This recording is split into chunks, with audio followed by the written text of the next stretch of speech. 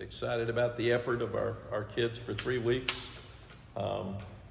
Obviously things that we've got to clean up, but this is the third season that we've started 3-0, so we've really done a good job with the early games. Last time that happened at North Carolina was 1978 through 81. So it hasn't been something that's been easy to do. And I want to give our players and our staff credit for the way we've started. We've obviously had problems at the end of the season that have been very much talked about and that we're addressing, but we've started really well. And a lot of people would like to be 3-0 today.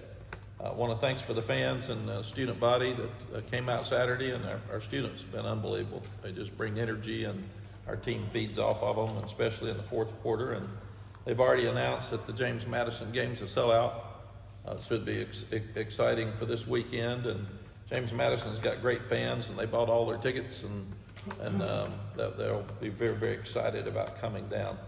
The biggest thing about the game, other than that we won, were we had too many penalties. And that's not who we've been. And you ask yourself why. I thought they were ready to play. They played hard. But we cannot have, we had 17 penalties. We turned in an unusual number to the ACC office to get their reaction to them. But still, we had some of them. And 12 of those 17 were pre-snap or post-whistle. And that's what we said you can't have. So it was very unusual. Don't know where it came from. We will obviously have addressed it and been aggressive with them yesterday, and we'll go back to that tomorrow in practice to make sure that we get that straightened out.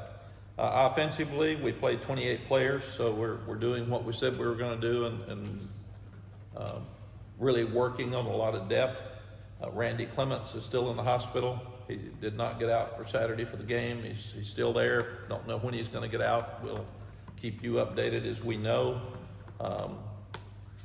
Corey Gaynor's a volunteer, and he coached basically the interior guys, and Kyle Fuller, the graduate assistant, helped him with he worked with the whole offensive line. So Randy had no contact during the game, and Chip's having to help some.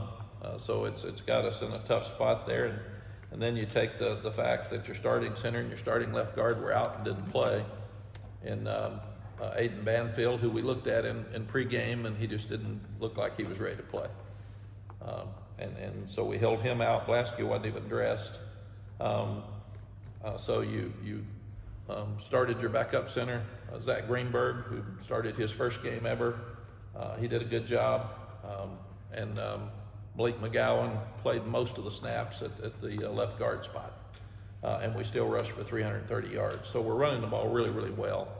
And then we're excited about that. I didn't go for the 4th and 1, which I normally would have, but we just had problems at center and guard the play before. So I felt like that you didn't want to give them a short field, let them get excited, and give them a 14-point lead to start the game because you weren't secure with a snap. Really, Connor and Zach had not worked on quarterback sneak as much as Blasky, obviously. So we just decided to punt the ball. Plan at quarterback will be to continue to play both of them because they have different skill sets, and just watch them as we go. Omarion continues to be very impressive, tough, smart, loves to play, gets ready for every practice. If we hold him out of a tackling drill in practice, he's mad. Pull him out of a game, he's mad. So he's just a tremendous player. Again, if you can't run the ball, it's hard to wave a magic wand and say, let's run it. When you can run the ball, you can improve your passing game, and that's what we've got to do. We've got to be more consistent with our passing game. We've got to step up at wide receiver and tight end. We've dropped some balls, probably from frustration that we're not throwing it as well as we have the last 5 years. It doesn't matter. We've got to step up and do a better job in those areas. We didn't have a sack Saturday, which is really, really good. That's something that we haven't done very well in the past, and especially without an offensive line coach and down 2 starters. So we can improve our passing game, and that's what we've got to do as we go through. Our tight ends did catch over 100 balls, 100 yards worth of catches Saturday, and scored a touchdown. But we need more out of the wide receiver group. We got to have those guys step up and play better. Jeremy, did you mention Nate? Yeah. Nate's a guy we've got to watch this week, so he'll be in that list that we're going to watch. Defensively, we played 32 guys. So we're playing a lot of guys. Most of those big guys are getting between 22 and 32 snaps, which has really helped them. We held Central to 167 yards, and 75 of those 167 came in the first drive. And we've got to do better offensively starting the game, and we've got to do better defensively starting the game. But they had a 12-play drive for 75 yards, and there were 7 minutes and 28 seconds left in the first quarter when we got the ball back. And mostly because of there was one explosive play and a lot of penalties. So we've got to do a better job starting the game defensively and starting the game offensively much better. That's the fewest yards that we've allowed since 2009 in a game. We allowed only 48 yards the second half. They had 2.2 yards per play. And Jeff can give you more of those stats as you look at it. It's another great job in goal line stand. They started at the 1 yard line, had 6 plays, and had to kick a field goal. And that's 2 weeks in a row now that we've played great goal line defense. And as I said after the game, goal line defense is hard to practice because it's just a lot of bodies that are going full speed. And when you can get that much work in a game and be successful with it, because our defensive line's really knocking the offensive line back on the goal line, and it's just tremendous. And Jeff will elaborate more on who made plays at that time. We've held the first 3 opponents under 100 yards rushing, and we said we had to stop the run, and we've done that. That's the first time we've done that in 3 consecutive games since 2010. So it's been a long time since either of those have happened. We've only allowed 43 first downs this season. That's the fewest in the first 3 games since 2008. So this defense is stepping up and doing a lot of really good things. We have held all 3 opponents to 20 points or less. Last time that was done in 3 consecutive games was 2016. So again, the defense is doing some really good things, but the headliner of that group would be goal line defense. They're playing great in the red zone, and we have not done that very well. The thing we're not doing well is we left 3 turnovers on the field again. So we have got to start forcing more turnovers. We say that every week, and we're still not doing it. But we had opportunities for 3 more that we didn't get. Special teams got one, and then Caleb Cost had his outstanding interception. That was the other one. In special teams, we gained a turnover. We were close to a second one. We were really close to blocking 2 punts. We didn't return punts like we expected. We've got to do a better job of being aggressive there. We had a great kickoff return, and then we had a holding call. So you can't have penalties on special teams. We can still get more consistent, and like I said, Nate had the great return, and we had a holding call. We didn't return as many punts as we wanted to, so we can do a better job in those areas. We covered kickoffs really well again. Of all the kickoffs that we covered, I think they had a 14-yard return on one of them, and Fair caught the rest of them. And we're playing 2 deep in special teams, so we played just about everybody. And a lot of different guys were fresh and covered kicks. Even Vari Green, after Nate got hurt, returned the second kickoff. And then Will Hardy, Fair caught the last punt. So we're getting a lot of different people on the field and getting them good looks. We've just got to make sure that we change games with special teams and we dominate. We just don't play good. But we have won the special teams the way we grade them in the first 3 games. And that's something that we're excited about. Omarion Hampton was the offensive player of the game.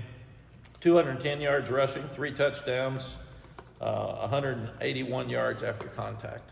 I think, Jeremy, he's leading the nation in yards after contact. So he's really, really a good football player. One of the best running backs in our history, but also one of the best running backs in the country.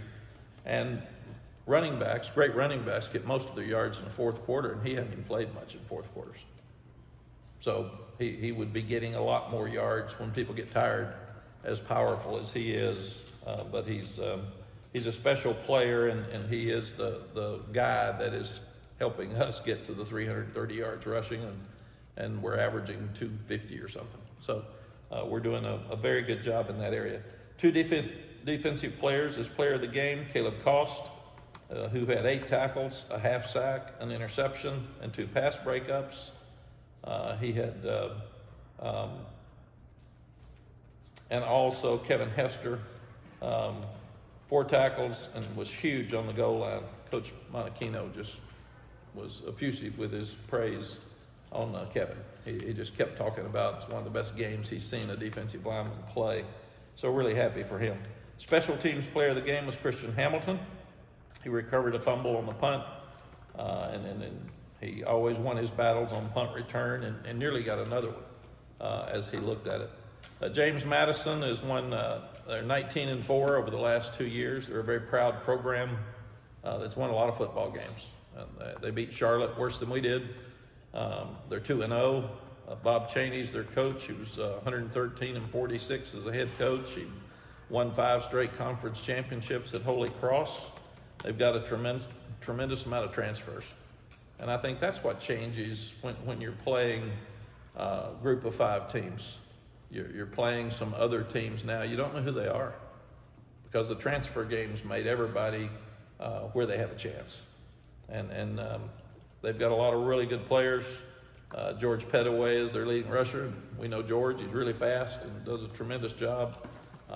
So they'll come in and play like Charlotte with all the energy. They'll play like Central with all the energy because this is a chance for them to come in here and get a great upset. So we got to get ready to go and clean up the things we've got to do. We've got to do a better job forcing turnovers and on defense. We've got to do a better job throwing the ball on offense and change games with our special teams.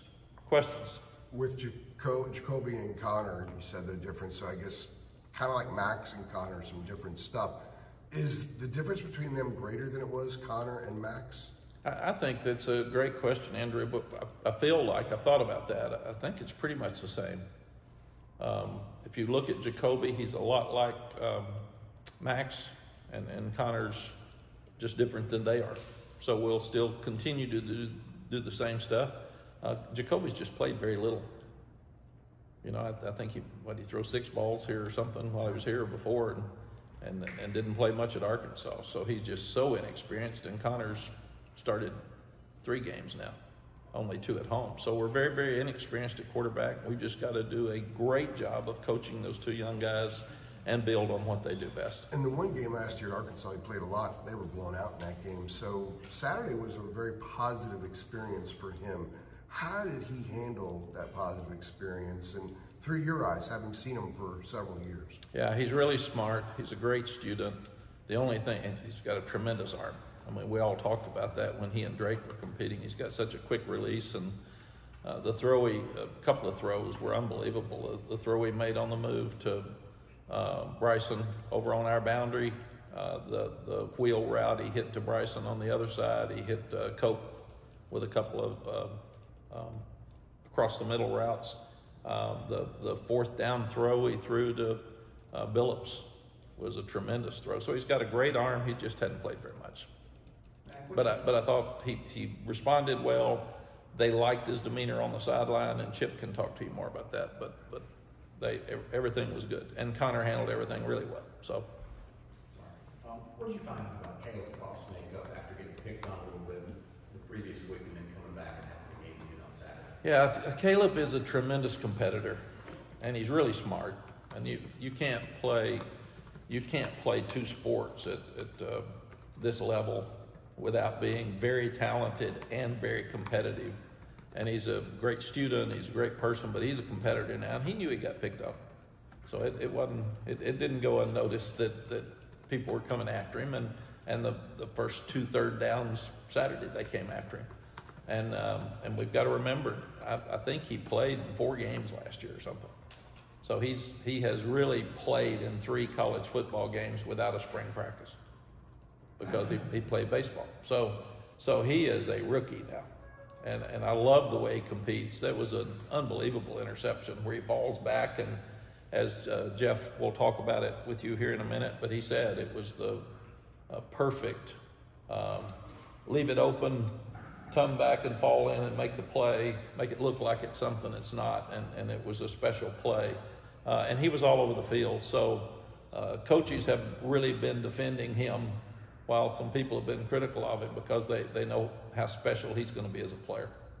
Mack, is it safe to expect that Jacoby gets the starters reps in practice this week? We're going to watch them during the week because we've got to have both of them. We're so inexperienced there, we cannot say that we're going to have this guy play. We need both of them to play. And they're very different, and what we've got to do is do a better job as we go forward of making sure we do what each one of them do best and not try to have an offense. We got to have things that Jacoby does best and things that Connor does best and play them and do them that way. We still made too many mistakes. When you look back at follow up on Adam, when you look back at getting Jacoby back here, I mean, now that we're in this situation, you kind of like thank your lucky stars that you went back and recruited bring him back here. Yes, things happen for a reason, and Jacoby wanted to come back, and even asking, am I going to have a chance to start? And we said probably not, because you're mid-spring. We got two guys that went through spring. They've been here all summer. You're not even getting summer work. So it'd be really, really hard. You should come back and be the third team quarterback and then get ready for spring practice.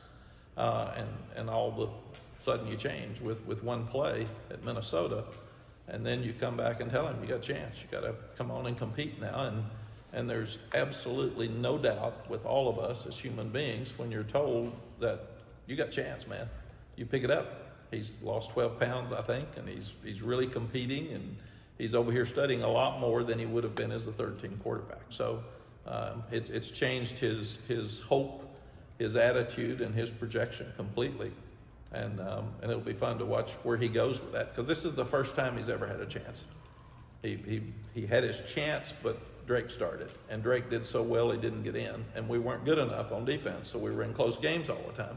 So he didn't get to play, and that's been one of the problems here. We don't blow people out, so you don't get a chance to play if you're the backup quarterback, and it's hurt Connor some. But now he has a legitimate chance to step up and help this football team for the first time. I was going to, two quick things. So an even split between the two, with reps and practice? Yeah, we're talking about all that now, Chip. We met yesterday and we practiced yesterday. And then we'll look today at in fact, I just went over every pass in the game for an hour with the offensive staff and said, is this what they need to be doing? Is this what messed up here? What was good here? What did this happen? And then today is the day you really start looking at what you do starting tomorrow to get ready for Saturday. So this is a full discussion day. We'll be over here till late tonight trying to make sure we're all on the same page about tomorrow. Second thing, Randy's condition has obviously been a serious one. Any concern about him coming back, or will everything you think even out for him, or is it? You know, I think he'll be fine. I think he'll be out. We thought he would maybe be out last Saturday and be in the press box, and then he wasn't. I've been checking with doctors and trainers this morning to see if we can get more updates. But we were hoping he would be out yesterday then, and he's still not out today. So. And I told Randy, and he went crazy in the hospital. I'm sure he wasn't easy to deal with watching the game. And he wasn't on an iPad. He couldn't communicate with us, so we had no contact with him. But I've told him and Polly, his wife, this is very serious, so the most important thing is you take care of yourself. I mean, this is football, and you don't need to try to get out too early and get sick and have to go back and put yourself in danger. So it's tough for me because he wants out, and if I talk to him, he's wanting me to get him out, and that's not my job. I can't get him out. So we just keep our thoughts and prayers with him, and those young ones will just keep coaching them. And it hurt us with Blasky out because he was kind of the guy in that group too. He and Willie are the two older ones that guide them. So I thought they did an amazing job after there were a couple of mess-ups with the garden center position there early that hurt us. But the more they played, the better they got, and it'll just make us stronger at the end of the year. And hopefully we'll get Randy back this week. Going back to Jacoby, where is he now compared to where he was as a player 2 years ago in August when he battled Drake? I couldn't have answered that, Andrew, probably before Saturday, but I thought he looked better Saturday than I've seen him look. and we haven't seen him in games. So we've seen him look really good in practice, and there are a lot of things he can improve. But the only way a quarterback can improve is play. You got to go out there and do it. You got to mess it up, and he made some great plays, and there's some that we probably, not him, but we as a team probably left 3 touchdowns on the board, maybe 4, that were people that were open or something that we could have done. Blocking poorly on the screen to JJ. If we make any blocks on the left side, that's a 60-yard touchdown pass, and we get 6 yards. So we're close to doing a lot of good things offensively. We score 45 points. We're mad. That's pretty good. And play a lot of people and have 2 backups and no offensive line, and we're playing 3 quarterbacks. I mean, there's a lot of things this offensive staff is going through. They've been pretty spoiled. So now they're earning their money. So, but I'm excited about watching them going forward. And again, when you can run the ball, you got a chance to do everything better. If you can't run the ball and the quarterback has a bad day, you get beat. When you can run the ball, you can grow at quarterback. With that said, how do you balance things with Lamar? And obviously, he's your best player, possibly one of the 50 times. You can't do that. He's a guy who wants to play on Sunday as well. As you, coach, do you factor any of that in to deciding on how many times you're going to run? Yeah, we've had great backs in my career. I've been so lucky, and I don't want to, if I started listing them from Heisman Trophy winner, and then you go to Cedric Benson and Jamal Charles and the great backs we had here, and they all love the ball. They love to touch it. I think Natron, I think I gave it to him once 49 times in a spring game. He was laughing at me yesterday when he was one of our honored players for this weekend. They want the ball. They want to play. So we took him out after we scored to go ahead Saturday and didn't play him anymore in the game. We took him out against Charlotte.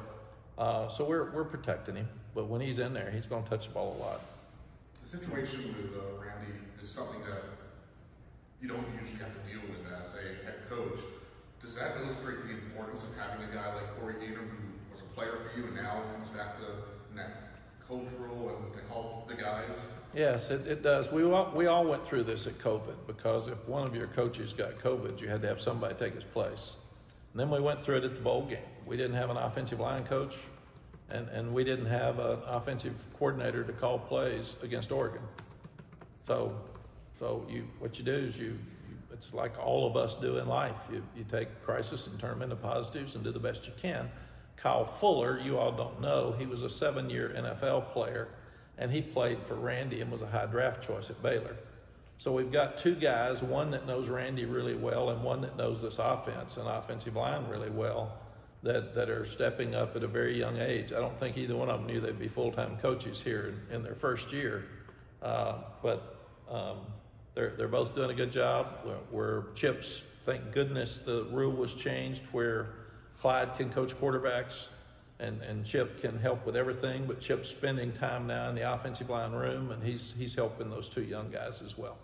Mack, I know the plan is, of course, to try and play the 2 QBs, but I wanted to ask, so a couple weeks ago, I know you were kind of telling the team, Sconner's position, embrace him, things like that. And last week the plan was to put Jacoby in that 3rd series. Was in that 2-week span, do you feel Jacoby, so to speak, like narrowed the gap between them, and like how did that come about to where you end up putting both of them in for extensive time last week? Yes, we decided last Tuesday to put Jacoby in the 3rd series of the game. The reason we didn't tell you all and didn't tell the team is sometimes that changes.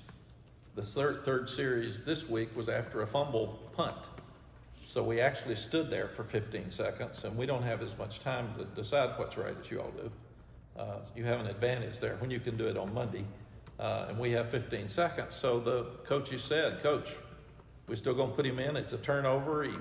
He thought he was going to have another series. He thought he was going to wait till the ball's at the other end. I said, put him in.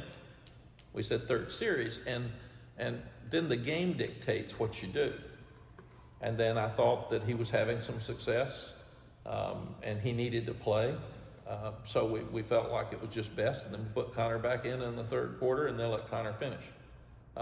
in the fourth quarter, and we're going to have to be different. The game was over when Connor came back in, and you don't want to embarrass Central, and you don't want to run up the score, but you got to get Connor ready. So we're going to start throwing the ball with our other quarterback that's in the game.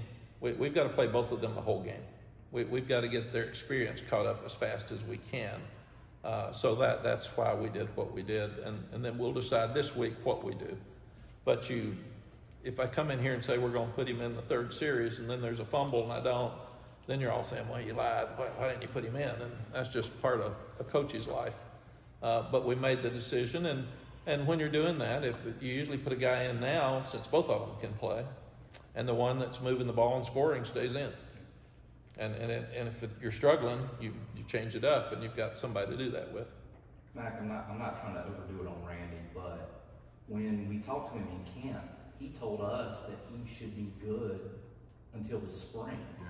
So obviously something happened, right? Like Yeah. what I'm trying to say is this was an unexpected trip to the hospital, was it not? It was. He was supposed to have a small procedure that we knew about from early, and it's taken longer than we thought. But he was supposed to go in Thursday and have something tweaked that would help him till spring, and it's just taken longer. We thought he would go in Thursday, he'd be back out Saturday morning and be ready for the game. So this is just a different setback. Right. And like you said, maybe put him up in the press box on Saturday. Like that was kind of your preliminary thinking. Yeah, as of Saturday morning, we thought he might be in the press box on Saturday, and then they just didn't let him out, and then we thought maybe yesterday, and then that's why I checked with them. He was frustrated, and I checked with the doctors this morning, and they said we're working on it. We're good. So, in fact, shut up, Mack. Leave us alone. Let us do our job. So, Matt, what have you and your coaching buddies thought about the 2-minute timeout so far this season? I think just about everybody that I know loves the 2-minute timeout, and most of us didn't like the fact that plays were taken away, because we're trying to get kids plays. You got fans that pay a lot of money to come watch games, and you hate to shorten the game. And then the frustrating thing for coaches is we said we were doing it to shorten the game. Well, with all the TV timeouts, the game was the same amount of time but fewer plays. And it's not back to where it was, but that gives you an extra timeout. And with the rule change that you stop the clock after first downs, and it changes after the 2-minute timeout, it gives you more plays. So we had 28 plays on offense at halftime, and I think we ended up with 70. So we weren't scoring in the third quarter, but we were moving the ball, and we dominated the game completely with stats, but didn't score.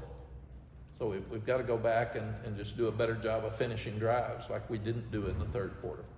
Matt, when you look at JMU from a national perspective at least, do you feel like maybe they've been a little bit forgotten about because Coach Signetti left because so many players transferred out after last season? I don't know. They're like I said, 19-2 and 2-0, and they're playing great defense. I think they've given up 13 points, given up 13, 14 points for the year. Had the week off. They'll be fresh. They'll be excited. And like I said, this morning's the first time I've been able to look at them some, and a huge number of transfers. I mean, a Florida transfer, Colorado transfer. So it's a lot like the roster at Charlotte. And I think the group of 5 teams have so many people being poached off their teams now. They've just decided to get a lot of transfers, and that's why we'll have to really start studying them today and figure out who they are. But they're playing great defense. And they run the ball. They've got a really big, good offensive line. George is really a good player. They've got their other running back is a transfer from North Texas, and we looked at him. He's really a good player. They've got a really good wide receiver that can fly that came from South Florida. Tight end came from Charlotte. So it's really interesting when you start looking at the actual rosters now of where all these kids have come from, and it's just funny to try to figure out who they all are. obviously you guys are playing a ton of players, but on defense specifically, linebacker and corner, especially against Central, two guys in each position play the majority of snaps. What's the challenge of that position, those two positions specifically, getting them depth? I think what you know it is. I usually don't ask questions unless I know the answers. Challenge is get the players out there and let them play. And we got to get rid of games so we can do that. We did it at Charlotte, and they went right down and scored. So we talked about this morning. Ty Adams is doing a really good job. He played a few more plays. He's doing a great job on special teams. So he and Tyrann Stewart, I think he only played 8 or 9 plays, but they need to play more, and we're looking at that. And then at safety, they're all playing. We've got 4 guys playing, so that worked. And at linebacker, LaValle, what we've told those young guys, Tommy, is make your way on special teams. And if you're playing great on special teams, you're going to get more. And they're all playing. They're all playing on special teams. So they're getting more work than you would think. And Michael Short has really stepped up. He had a great game on Saturday. He did some really good things on special teams. And he and Ashton Woods are fighting for that 4th spot. And I'm so impressed with Amari Campbell. He's playing older than his age, man. He's really a good player. And he knocked them out once on our boundary. Had a 3rd down where he hit the little flat route, and guy stuttered and came back inside, and he just really hit him and had an aggressive look. So, but that's we're getting more offensive linemen to play. We're playing tight ends. We're playing receivers. We're playing running backs. We're playing everywhere except those 2 positions, and we're trying hard to get them in there. But I have watched very closely. You all and our fans would rather us win the game than not. And at the end, you usually don't ask about how many people played if you lose. So we're trying to win first, and then we've got depth in every position but 2. So we're making progress, but we're not there yet. Was Saturday the best that Travis Shaw's played since he's been here? Yeah, he's playing great. He played maybe 22, maybe 25 plays. He made an unbelievable play on the goal line. So yes, Ted Monachino has those guys all playing at such a high level. I'm so impressed. Des Evans would have probably been the player of the game if he hadn't had penalties. I mean, he played unbelievable. He was all over the place. Now we got to stay on sides, and that was one. When you're talking about rushing the passer, when the quarterback's throwing the ball and you hit him as he's throwing the ball in the chest without your helmet, I don't know what to tell him.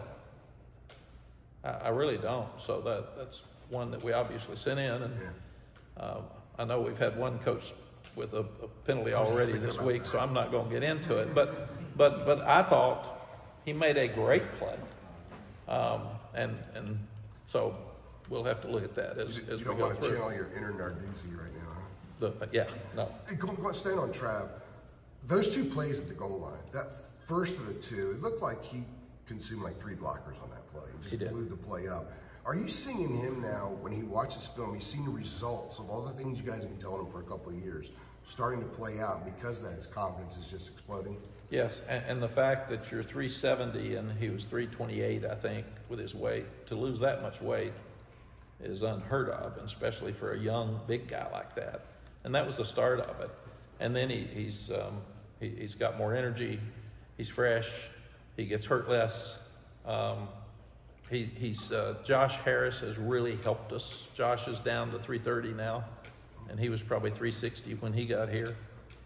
So they're 350 something at least.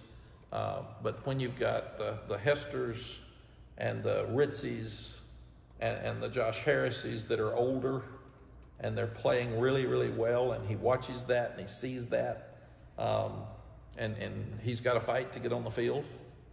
It's really, really helped him, and I'm so proud of him.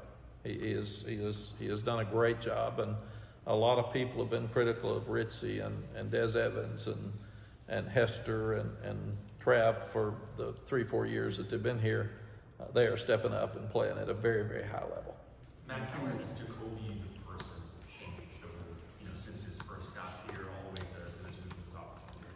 Jacoby is he's very smart. He's very nice. He's very quiet. He was more aggressive during the game in a leadership role, and As Drake told us a couple of years ago when I said, man, you and Jacoby just aren't leading. And Drake said, it's hard to lead unless you're the guy. And he said, when you get in there and you take over, then you can lead because they'll listen to you. But coach, they're not going to listen if you're not playing. And I saw little of that with Jacoby. He went from not playing 3 weeks ago till spring to being a guy that's out there in the third series with the ball on a short field trying to score. So his life has changed so much here in the last 2 weeks. And again, he didn't know he was going to play till last Tuesday. So he's in a much different position right now to prepare for this game than he was even for last week. Mack, you mentioned wanting to potentially run back some more of those punts from the other day, or expecting to run back more. Did you feel that Elijah may have had like more space than he anticipated on some of those spare catches? We did, and he looked at it and he sees it, and so I mean he's one of the best in the country. We need him to be a weapon, so that's why we've got to keep looking at it. I can understand that what you all have worked through at quarterback through 3 games. I mean, you played I think it was 3 quarterbacks in 9 quarters when Jacoby came in the other night. But as you mentioned, the wide receiver production just has not been there. Do you think that is just a symptom of the uncertainty at quarterback that you've had? And I mean, are you challenging these guys to give you more because there have been some drops and hasn't been much happening with the White House? Yeah, it's interesting that a lot of times what I say up here is not what people hear. So I have to be really careful when I answer questions. Because somebody will say, well, you said this at the press conference. I said, that's not at all what I said. That's what you heard. So I'll be really careful. We have been so lucky to have 2 NFL quarterbacks that didn't get hurt. And we have thrown the ball as good as anybody in the country. So if you're a wide receiver and you don't see the same production right now, it's a hard thing. It's frustrating. So they got to go back and make sure they're running the right route. They got to control what they can control. They've got to have better concentration and catch the ball. They got to have better body language and be excited because we're not the same passing team that we've been. We can be, and we're headed in that direction. And I saw some great things Saturday that are really exciting. And again, you can be that person that says their offense stinks, or you can be the person that says, man, there's some hope. I saw some good stuff. And if you're running, we always gripe about the running game in the red zone. Well, we scored about 5 out of 6 times in the red zone. We rushed for 330. But now that we got that out of the way, let's gripe about something else because there's always something fixed. These are human beings. I wish sometime they were internet games. It'd be Madden. That'd be a lot more fun and be a lot less drama. But they're not. So your point is well taken, and we have talked to them, and we have challenged them.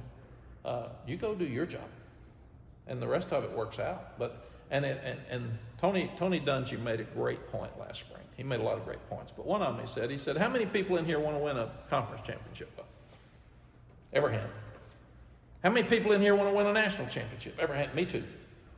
Everybody, 140 in the room, had their hands up. He said, okay, where are the receivers? Oh, you're sitting back here. Okay, all of you? Yeah, stand up. How many of you would rather win no games and catch a lot of balls, or how many would rather catch no balls and win the national championship? And they went, oh, man. He said, yeah, it's called selfishness. So if you're a team guy, you got to be a team guy. If Omarion doesn't touch the ball Saturday and we decide to throw it every time, would he be as happy? Probably not. But if we win the game, it's all about winning. So we're going through a little growing up here. What about Omarion flipping through the air? I know. I thought of Drake. I was going to have Drake call him and say, hey, don't be a fool, man. No, he didn't need to do that. He's a lot better when he stays on the ground and runs over them, because he runs over a bunch of people. I can't imagine 181 yards after contact. I mean, it's just so good. With Jacoby, too, going back to that phone call you had initially with him, I mean, did you think, okay, yeah, we'll let him come back, he's probably not going to play? I mean, just what was your thought process at that time? Did you feel like you needed a third quarterback? Yes. Yes, we've got a young freshman, but we thought we needed an older one just if somebody got hurt. And And we also thought that if Max came in and was the guy and he left, then you still need Connor and an older one for spring. So we actually talked to Jacoby about, we're not sure where it's going to go this fall, but for sure in the spring you'll have a chance to compete for the job. And Jacoby is such a good person. His dad asked me, if it was your son, what would you do? And I said, he loves it here. He loves the kids here. He wants to get a degree from here. If it's about starting, I wouldn't come, because you got some things you got to overcome, because I don't think that you will be the starter this fall. And no spring practice, not here in the summer. These two guys have had all the reps, new offense, even from when you were here before, similar but some changes. You don't know Chip. So I said, if you look at the facts, to be fair to you, I would not tell you that it looks like you're going to come in here and start. So I didn't think he would come. And then he called 3 days later and he said, Coach, I started here and I want to finish here. I love this place and I want a North Carolina degree and all my friends are here. And he says, so I just want to come back. So it's working for him now to have a chance to play. And if you think now, I don't know, we'd have to go back and look. I think maybe one game at Arkansas, we said 6 passes here. I mean, he has not played. And he has worked really hard for a long time to get a chance to play. So I'm excited that he's got a chance now. Really quickly, Mack, you were talking with us last week just about the importance of the guys, putting their phones away, that kind of thing. Tell me about the importance of a barber shop and the player lounge, that space for that, phone-free zone. Yeah, the thing that you want to do is make their life as much fun as it can be, because they've got a tremendous amount of pressure. They're a full-time student with a full-time job. And I mean, they'll be here at 6:30 in the morning, and then they'll practice really hard till from 8:15 to 10:15. Then they'll be in class at 11. So anytime we can have them have some fun stuff and give them some joy, and make it easier, like the hair. They don't have to go downtown to get a haircut. It's a whole lot easier to go on, I think it's Tuesday and Wednesday, to go get their haircut right quick. They can get a haircut in 15 minutes instead of taking their whole time. And if we can help them save some time and make it special for them, it makes it a lot of fun for them. Is that where you go? I don't. I probably should. I haven't asked, but it's funny, Chip. I thought about it, and then I don't want to take one of their spots. Probably get a good grade though. It probably would. Hey, Mack, They don't cut many gray people's hair in there, so We got time for one more. Mack, talking we'll get about 2 more. We can't pass up Art. Sure. I'm sorry to interrupt, Art. My bad. You did. It's only us there. It's okay. Go ahead, Art. No, go ahead. Come on. We got to finish with Art. Mack, talking about Omarion and the usage and the possible wear and tear. That was your thought process in camp, right? When you said we're not going to hit this guy. I mean, you guys did not tackle Omarion in training camp, did you? We didn't tackle him in spring, and we didn't tackle him in preseason. And that's why when you open up with an opponent like Minnesota, you have to work so much on drills for his ball security, because he hadn't been hit. Mm-hmm. And that's the first time he's hit. That's why quarterbacks fumble so much. They don't get hit. So we are really working hard with quarterbacks in ball security drills, more than we ever have, and we should have all the time. Everybody has to, because we've had fumbles at that position. But no, we don't hit him in team period. When it's best against best tomorrow, he will not be in there. So some of the wear and tear we're talking about, we take care of off the field for him, and then he does all the show team stuff when we're working against James Madison stuff. Sure. But he does not have a hand on him during practice like people would think. One of the problems is we thought Darwin Barlow would take a big load off of him, right. And he's had 5 plays in 3 weeks, and that's really hurt us and hurt him. So, and then with Caleb Hood, you don't want to put him in there at the end of the game just for nothing, because he's played a whole lot. So you want the 2 young backs to get the extra work. So we've got to get somebody to help him with that workload, because we're just lucky that we've been able to take him out in fourth quarters in 2 of these first 3 games. Art. Mack, when you were here the first time, you talked so much about you have to run the ball to be successful.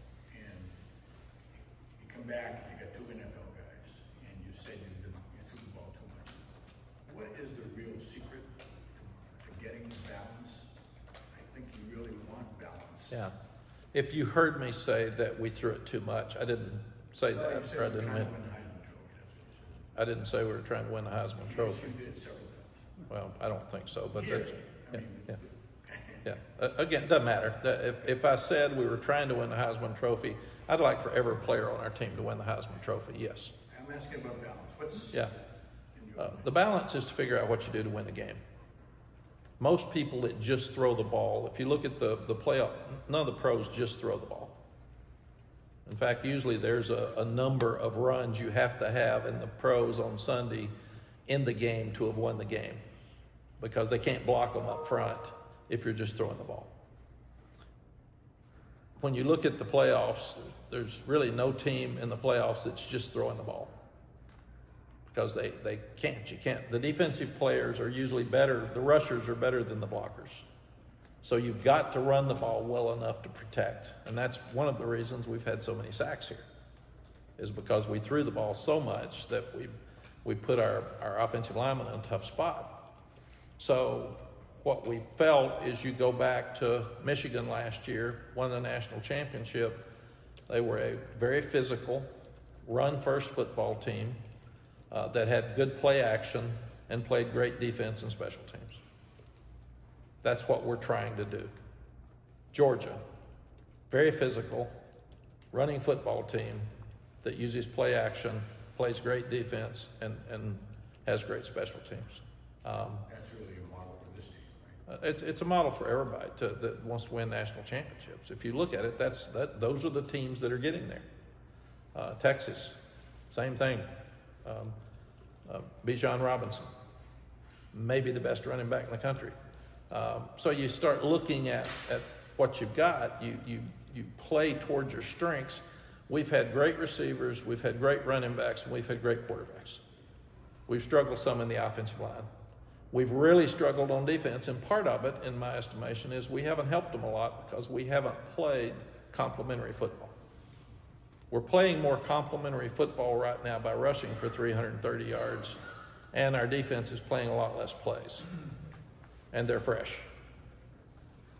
Now, Saturday we got hurt by field position because on the kickoff return, we should have been at the 45 and we're back at the 10 because of a holding call. You can't do that and win games. And right now, Art, I believe there's probably about 6 or 8 teams that are better than everybody else. The rest of us are all about alike. And the ones that do the best coaching are the ones that have a chance to win. And that's kind of like it is in the NFL. I looked up yesterday and I see about 4 teams that are going to overtime. 4 games, 8 teams. They're all just alike. So who makes the play, who fumbles the ball, who misses a field goal? And that's what this game's gotten down to. You have got to do a great job of coaching to win because most of us are alike. And the ones that have the most NIL money have separated. And the rest of us are all about alike. And that's everybody. When you see Georgia State beat Vanderbilt, you see Toledo beat Mississippi State 41-19. You look up, I put all those scores up every Sunday for our team to look at. And when I put them up there, I said, guys, you think easy game, tough game? What did Mississippi State think about Toledo? Well, Vanderbilt beats Virginia Tech. Well, they can handle Georgia State easy. Why are they on the schedule, man? We shouldn't be playing them. That's what this thing's gotten to now. And it sounds like coach speak. It sounds like paranoia. It's facts. It's just facts. So we have to do a great job trying to figure out how we can win each game. And you've got to do a great job coaching now. I've told our guys, coaching is no longer just recruiting, but because recruiting's changed. So now, if yours are like theirs, you better coach yours better than theirs to have a chance to win. And that's just what it's gotten down to. And coaches don't like to hear that because it puts more pressure on us. It's facts. It's just facts. The ones that do the best job coaching, you got to have a little luck. You got to be healthy. But the ones that do the best job coaching And what we've got to do, we had to do a better job, Art, of trying to help our defense. Because we haven't played good defense around here forever. It has been forever. We've thrown the ball really well. We've scored a lot of points, but we haven't played great defense. To win games, you got to play great defense. So we got to help our defense. We got to help our offensive line. And so far, we're doing that. And now we got to get our quarterbacks and our receivers on the same page and improve our passing game. That's the thing that's missing. To me, it's a whole lot easier to do that than it is whip up a running game. You can't get a running. You can't not run the ball for 3 weeks and then come in here one day and say, you know what? Let's start running it better. You can't. And we have worked on this since January because we knew that our strength was going to be Omarion. We knew we were inexperienced in the offensive line, so running the ball was our best chance. And now, to beat the teams we've got to beat, we've got to be able to throw the ball off of the running game. And that's where we're not where we need to be yet. And I saw some real hope Saturday. I mean, we had 17 explosive plays, they had 3. So when you look at those things, it's there. We got to put it all together, and we got to be more consistent. And I think that's the biggest part of this. And if you look at it, running the ball and stopping the run is the basic fundamentals of winning football games. And then you get to turnovers. And then you get to penalties. And then you get to sacks and tackles for loss, because penalties, turnovers, tackles and sacks for loss are drive killers. Usually if you have a sack, you're not going to have a drive. You're going to have to punt. Usually if you have a long penalty, you're not going to be able to overcome it. So more than ever before, we have to do every little thing right. And that's why the 17 penalties is unacceptable. Period. Put us in a game that could have been a blowout and made it a lot closer till the fourth quarter. Okay, anything else before I go? All right.